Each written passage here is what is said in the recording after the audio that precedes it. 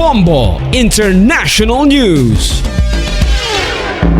Umakyat na sa 44 ang nasawi at mahigit 100 naman ang nasugatan sa nangyaring sunog sa Crans-Montana Ski Resort doon nga sa Switzerland. Alamin natin ang mga detalye sa pag-uulat ng Bombo Radyo Kalibo.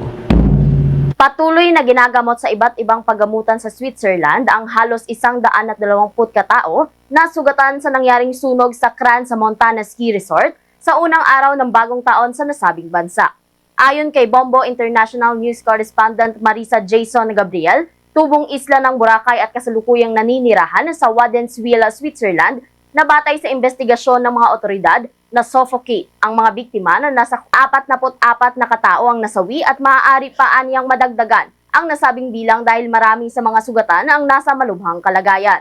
Bukod sa mga nasawi at sugatan, may naiulat rin na nawawala kabilang dito ang 2 minor de edad. Ang mga biktima anya ay nagtamo ng 3rd-degree burns na sumasaklaw sa 15% ng katawan ay nasa mataas na panganib ng impeksyon sa dugo o septicemia na posibleng mauwi sa pagkasawi sa mga susunod na oras o araw.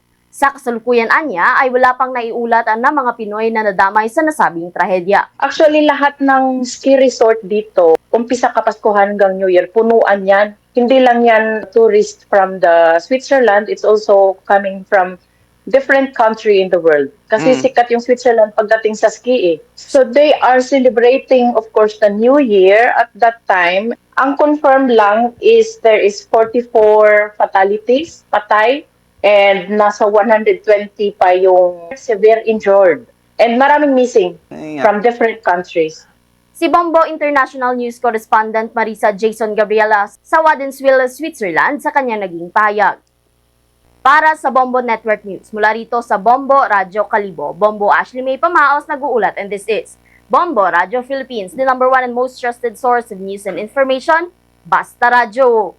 Bombo! For the most trusted source of news and information, visit our website at www.bomboradio.com. Follow us on Bombo Radio mobile app, Facebook, YouTube, TikTok, and X, formerly Twitter. Like, share, and stay connected. Anytime, anywhere.